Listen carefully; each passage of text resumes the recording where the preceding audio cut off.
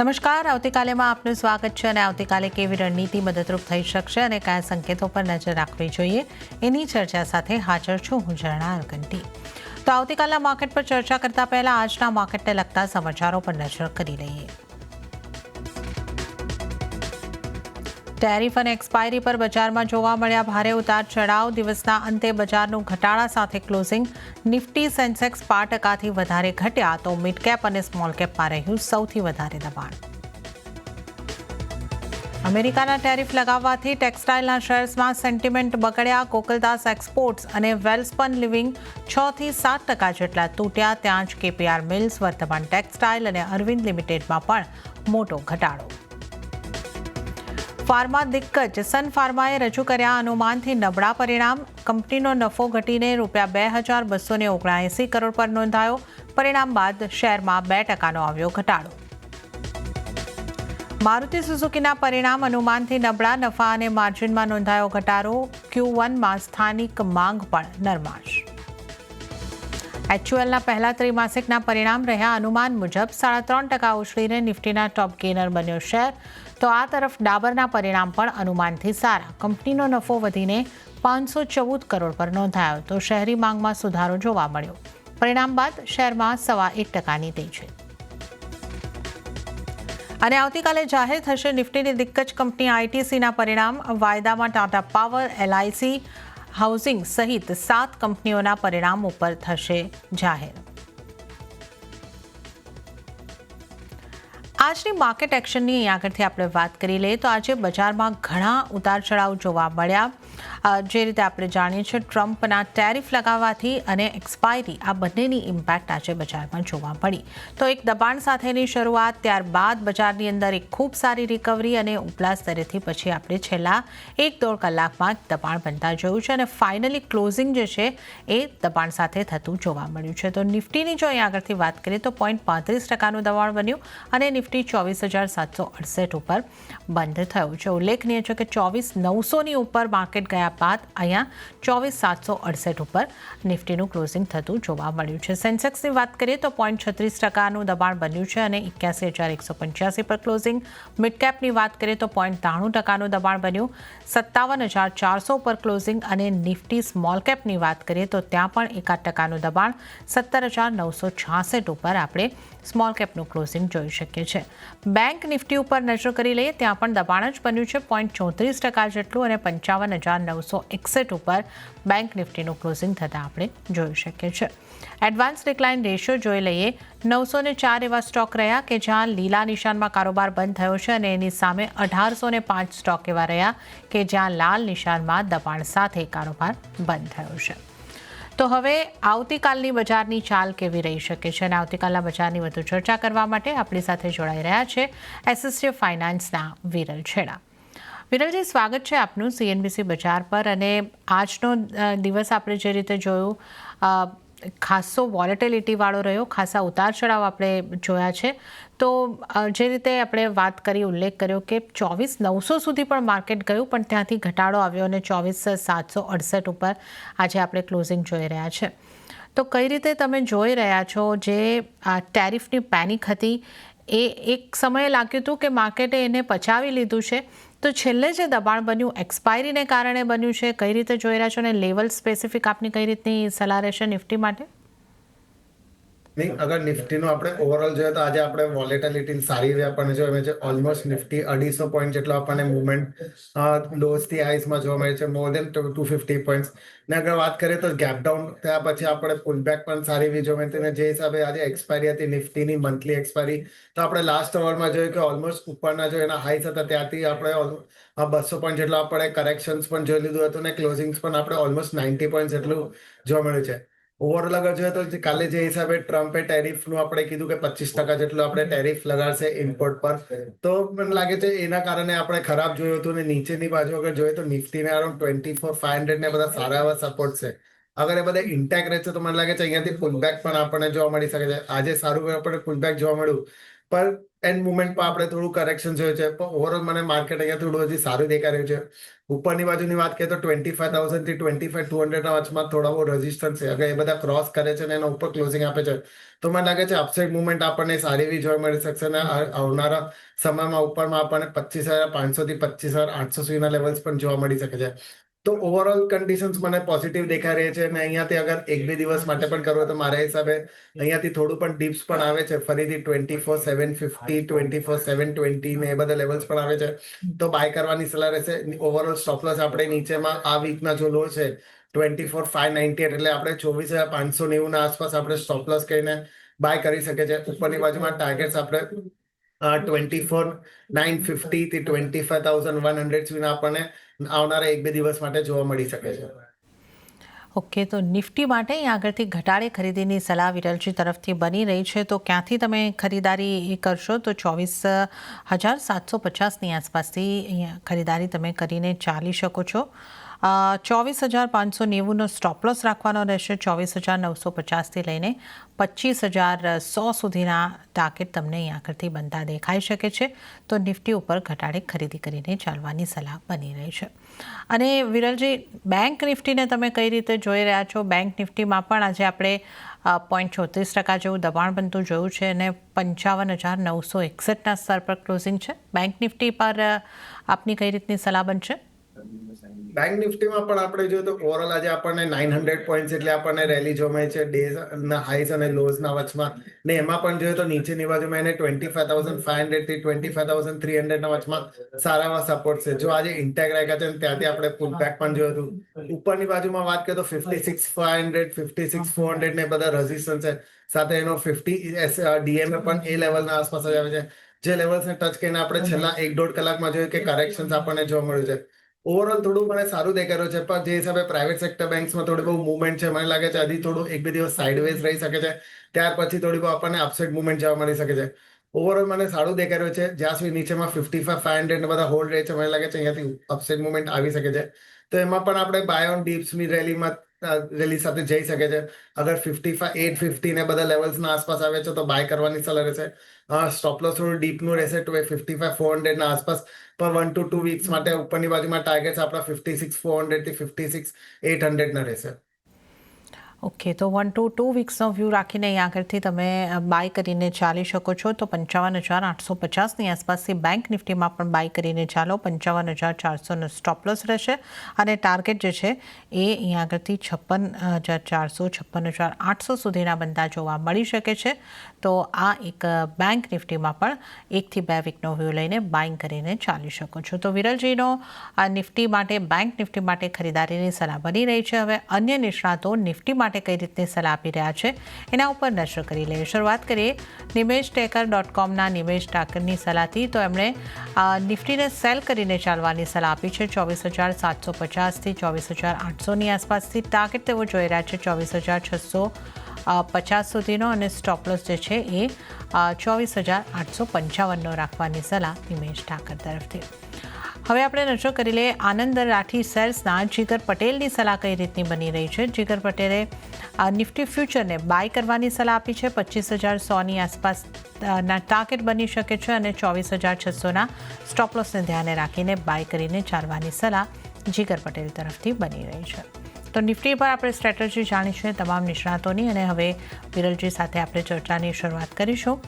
વિરલજી, આજે જે ટ્રમ્પના ટેરિફ છે એના પ્રમાણે ખાસા મૂવ્સ આપણને આવતા જોવા મળ્યા અને એની ચર્ચા આપણે દિવસભર કરી છે, પણ ટેક્સટાઇલથી જ શરૂઆત કરીએ, કારણ કે અહીંયા બહુ જ મોટી ઇમ્પેક્ટ આપણને આવતી જોવા મળી છે. ગોકલદાસ એક્સપોર્ટ જેવો સ્ટોક હોય જ્યાં ઘણી મોટી મુવમેન્ટ હતી, આપણે જોઈએ તો 6 થી 7% દબાણ ગોકલદાસ એક્સપોર્ટ, વેલસ્પન આ બધામાં જ આવતું દેખાયું. બીજા પણ જે કાઉન્ટર્સ ટેક્સટાઇલને લગતા રહ્યા છે એ વર્ધમાન ટેક્સટાઇલ, અરવિંદ લિમિટેડ, તમામમાં ઘટાડો હતો. તો ટેક્સટાઇલને લગતા સ્ટોકમાં આ સ્થિતિમાં શું કરવું જોઈએ? તમારો કઈ રીતનો વ્યૂ? ઓવરઓલ ટેક્સટાઇલ કંપનીઝ જોઈએ તો અત્યારે મેં થોડું સાઇડવેઝથી ડાઉન ટ્રેન્ડમાં થોડી દેખાઈ રહી છે. આજે જે હિસાબે ટ્રમ્પના ન્યૂઝ હતા કાલે, એના પછી આપણે ગેપ ડાઉન થયા પછી જોઈએ તો થોડું એક રેન્જમાં ટ્રેડ કર્યું હતું. ઓવરઓલ મને લાગે છે આજે 1-2 દિવસ અહીંયા કોન્સોલિડેટ કરી શકે છે, ત્યાર પછી થોડી બહુ આપણને અપસાઇડ મુવમેન્ટ આવી શકે છે. અગર ગોકલદાસ એક્સપોર્ટની વાત કરીએ તો આપણે જોઈ શક્યા હતા કે ઉપરની બાજુમાં 950 અને 900 વચમાં સારા એવા રેન્જમાં ટ્રેડ કર્યા પછી આજે ગેપ ડાઉન ઓપન થયું અને અત્યારે જોઈએ તો ઓલમોસ્ટ 850 ના આસપાસ ક્લોઝિંગ આપ્યું છે. ઓવરઓલ ટ્રેન્ડ અત્યારે જોઈએ તો થોડું સાઇડવેઝ છે. નીચેની બાજુમાં એને સપોર્ટ્સ પણ અરાઉન્ડ 800 અને 750 ના વચમાં છે. અગર એ બધા ઇન્ટેગ્રે છે તો ફરીથી અહીંયાથી અપસાઇડ મુવમેન્ટ આપણને જોવા મળી શકે છે. ઓવરઓલ સ્ટોક મને લોંગ ટર્મ માટે સારું દેખાઈ રહ્યું છે. એવરી ડિપ્સમાં આપણે બાય કરીને એમાં ચાલી શકે છે. સ્ટોપ લોસ આપણે અગર થોડું લોંગ ટર્મ માટે જોઈએ તો નીચેમાં અરાઉન્ડ 680 ના આસપાસના સ્ટોપ લોસ આવે છે. ઉપરની બાજુમાં 950 ને બધા અગર લેવલ્સ ક્રોસ કરે તો ઉપરની બાજુમાં આપણને 1050 થી 1100 ના લેવલ્સ પણ જોવા મળી શકે છે. તો બાય ઓન ડીપ્સની રેલી સાથે એમાં જઈ શકે છે 680 ના સ્ટોપ લોસ થી. અરવિંદ ફેશનની પણ વાત કરીએ તો એ પણ આપણે આજે જોયા છે કે ઓલમોસ્ટ આજે અરવિંદ લિમિટેડ 4.5% જેટલું કરેક્શન આપણને જોવા મળ્યું છે. એમાં પણ જોઈએ તો નીચેમાં એને અરાઉન્ડ 280 અને 290 ના વચમાં સારા એવા સપોર્ટ છે. અગર એ બધા હોલ્ડ રહે છે તો અહીંયાથી ફરીથી આપણને પુલબેક પણ જોવા મળી શકે છે અને ઉપરની બાજુમાં જ્યારે પણ 350 360 ને બધા લેવલ્સ ક્રોસ કરશે તો અપસાઇડ મુવમેન્ટ સારી એવી આપણને જોવા મળી શકશે. તો એમાં પણ આપણે બાય ઓન ડિપ્સની સ્ટ્રેટેજી સાથે જઈ શકે છે. 280 ના સ્ટોપ લોસ થી બાય કરવાનું રહેશે ને ઉપરની બાજુમાં મીડિયમ ટુ લોંગ ટર્મ માટે ટાર્ગેટ્સમાં આપણને 400 થી 420 ના રહેશે. ઓકે, તો અહીંયા આગળથી બે સ્ટોક પર આપણે વાત કરી છે જ્યાં તમે ખરીદી કરીને ચાલી શકો છો. ગોકલદાસની જો આપણે અહીંયા આગળથી વાત કરીએ તો બાર ડિપ્સની સલાહ 1050થી 1100 સુધીના ટાર્ગેટ અને સ્ટોપ લોસ 680નો રાખવાનો રહેશે અને અરવિંદમાં પણ ખરીદારીની સલાહ બની રહી છે. 280નો સ્ટોપ લોસ અને 400થી 420ના ટાર્ગેટ અહીંયા આગળથી બનતા દેખાઈ શકે છે.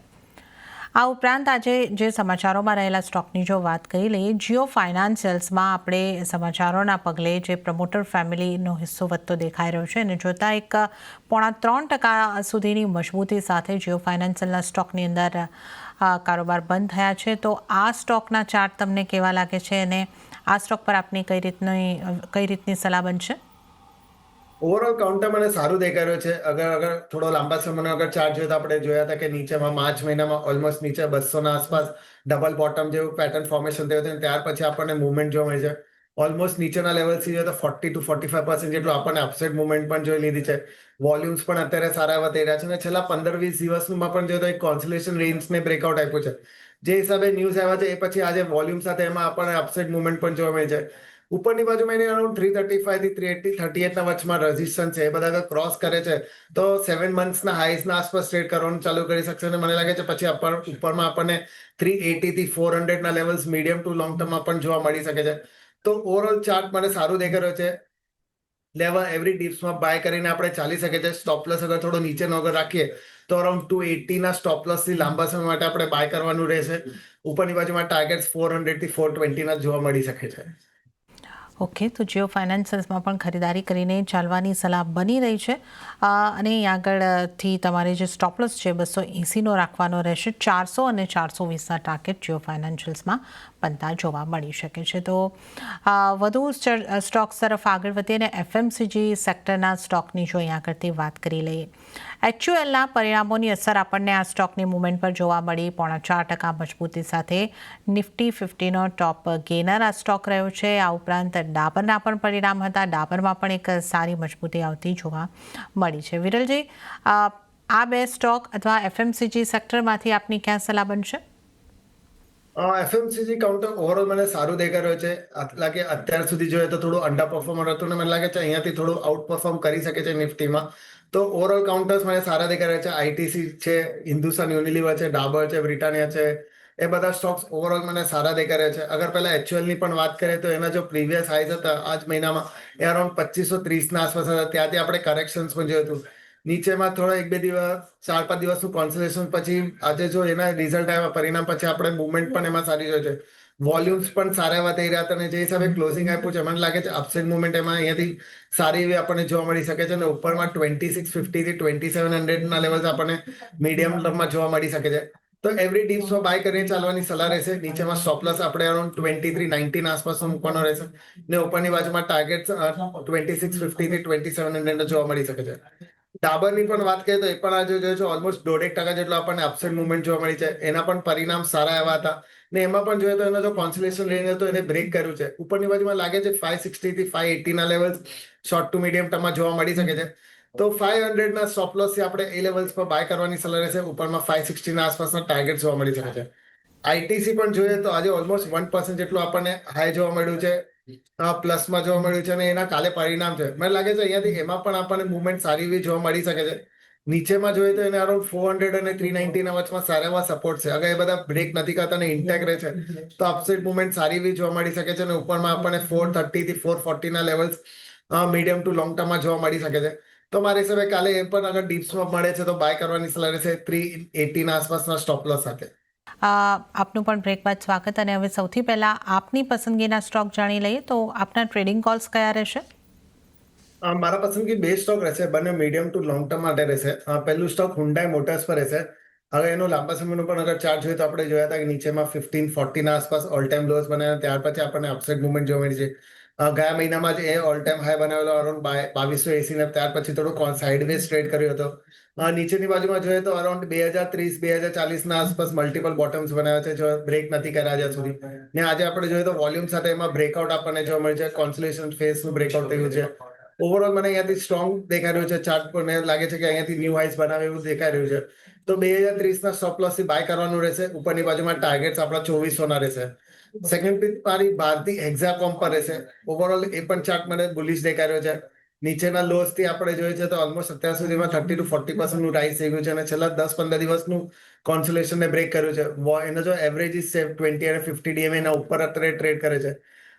ઓવરઓલ ચાર્ટ આ પણ સારું દેખાઈ રહ્યું છે, લાગે છે અહીંયાથી ન્યૂ હાઈસ બનાવે એવું દેખાઈ રહ્યું છે.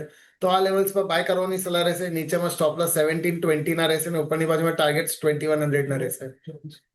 ઓકે, તો વિરલજીની પસંદગીના બે સ્ટોક ઉપર આપણે નજર કરી લઈએ તો હ્યુન્ડાઈ મોટર્સમાં ખરીદારી કરવાની સલાહ વિરલજીની બની રહી છે. અહીંયા આગળ સ્ટોપ લોસ જે છે 2030નો, અને ટાર્ગેટની જો વાત કરી લઈએ તો એ 2400 સુધીના બનતા આપણને જોવા મળી શકે છે. અને આ ઉપરાંત બીજો જે સ્ટોક વિરલજીને પસંદ આવી રહ્યો છે ટ્રેડિંગ કોલ્સ એમનો, ભારતી હેક્ઝાકોમ 1720નો સ્ટોપ લોસ અહીંયા આગળથી ધ્યાને રાખવાનો રહેશે, અને ટાર્ગેટ અહીંયા 2100 સુધીના બનતા જોવા મળી શકે છે. તો આ બે સ્ટોક વિરલજીની પસંદગીના સ્ટોક.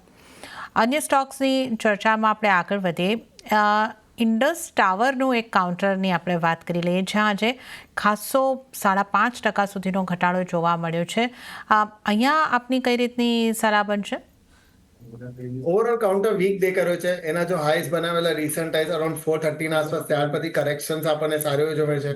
ને આજે આપણે જોઈએ તો એના વોલ્યુમ સાથે એને કરેક્શન્સ આપણે જોઈએ છે. સાથે એના જો 200 ડીએમએનએસ ના હતા એના નીચે અત્યારે ક્લોઝિંગ આપે છે. એટલે ઓવરઓલ ટ્રેન્ડ થોડું ડાઉનવર્ડ છે, અને લાગે છે નીચેની બાજુમાં ફરીથી આપણને 320 થી 300 ના વચમાંના લેવલ્સ જોવા મળી શકે છે. તો અત્યારે બાય કરવાની સલાહ નહીં રહેશે. ઓવરઓલ અગર નીચેમાં 320-300 ને આસપાસ આવે છે, અને ત્યાં થોડું સાઇડવેઝ મુવમેન્ટ કરે છે, રેન્જમાંથી જે કોન્સોલિડેશન કરે છે, તો ત્યાર પછી મારા હિસાબે બાય કરવાની રહેશે. ઉપરમાં ફરીથી આપણને 400 થી 450 ના લેવલ જોવા મળી શકે છે. લાંબા સમય માટે સ્ટોક સારું છે, પણ હાલ ઘડી મારા હિસાબે થોડું વેઇટ કરવાનું રહેશે. ઓકે, તો અત્યારે ઇન્ડસ ટાવર્સ માટે થોડી વેઇટ કરીને ચાલવાની સલાહ અહીંયા આગળથી બની રહી છે.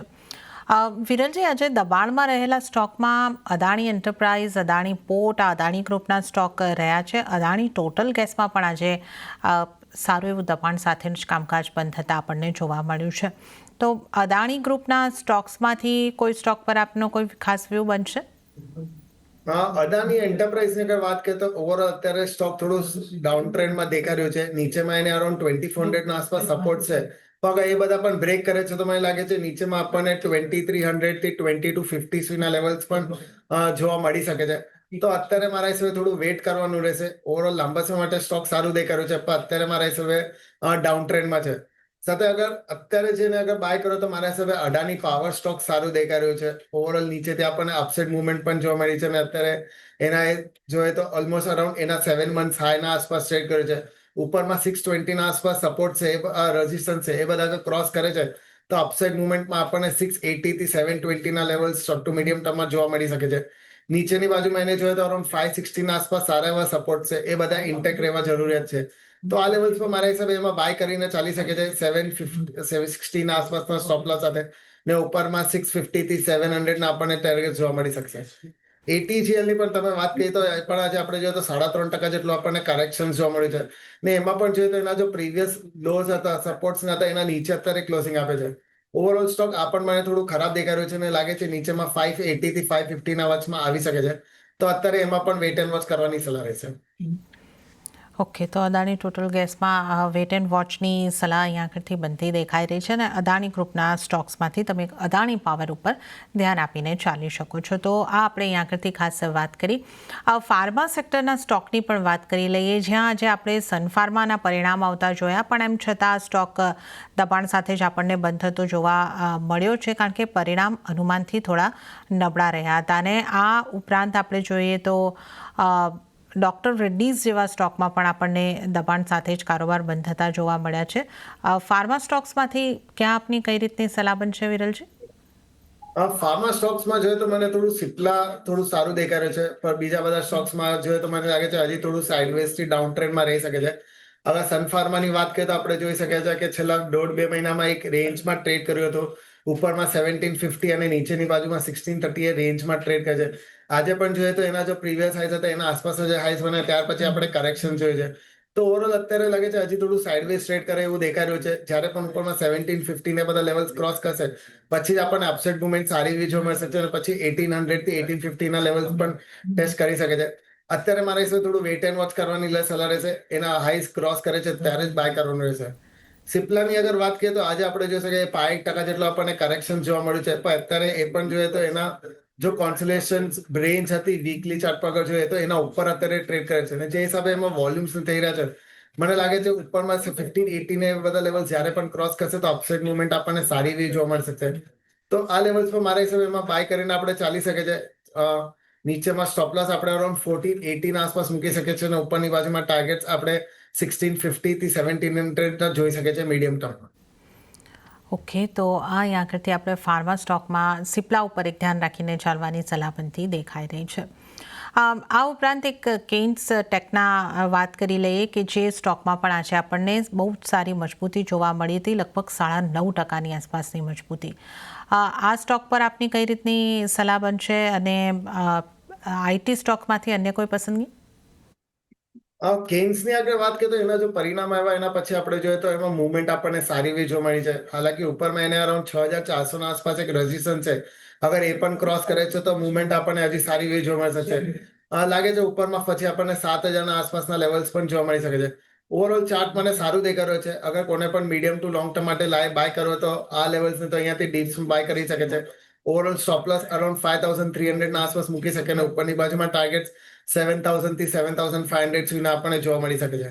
આઈટી સેક્ટર ઓવરઓલ મને થોડું સારું દેખાઈ રહ્યું છે અને અગર કોને બાય કરો તો મારા હિસાબે મિડ કેપ આઈટીસમાં પોફોર્ટ છે કે પરસિસ્ટન્સ છે, એ બધા સ્ટોક આપણે બાય કરી શકે છે. એના પરિણામ પછી આપણે જોઈ શકીએ છીએ કે બધામાં આપણને 8 to 10% જેટલું આપણને કરેક્શન જોવા મળ્યું છે અને છેલ્લા 4-5 દિવસથી સારો એવો કોન્સોલેશન્સ કરી રહ્યો છે. તો આ સપ્તાહનો અગર લોસ બ્રેક નથી કરતો તો મને લાગે છે અહીંયાથી અપસાઇડ મુવમેન્ટમાં ફરીથી આપણને 7 to 8% ની મુવમેન્ટ શોર્ટ ટુ મીડિયમ ટર્મમાં જોવા મળી શકે છે. તો એ બંને કાઉન્ટર્સ પર પણ ધ્યાન રાખી શકે છે. ઓકે, તો આઈટીના જે મિડ કેપના કાઉન્ટર્સ છે ત્યાં તમે ખાસ કરીને ધ્યાન રાખીને ચાલી શકો છો. અને ત્યારે જ વિરલજી, હવે સમય થઈ રહ્યો છે આપની પાસેથી રજા લેવાનો, તો આપના કોઈ ડિસ્ક્લોઝર? જે પણ સ્ટોક આપણે ડિસ્કસ કર્યા પર્સનલ અર્નિંગ કેના પણ નથી, પણ કંપનીના ક્લાયન્ટ અને એસોસિએટની હોઈ શકે છે. જી વિરલજી, આપનો ખૂબ ખૂબ આભાર અમારી સાથે આ શો ઉપર જોડાવા થેન્ક યુ. બદલ અને તમામ સ્ટોક્સ અંગે ચર્ચા કરવા બદલ. તો આ સાથે જ આવતીકાલેમાં હાલ પૂરતું આટલું જ. હાલ મને પણ આપશો રજા, પણ વધુ અપડેટ અને સમાચારો માટે આપ જોતા રહો CNBC બજાર. નમસ્કાર.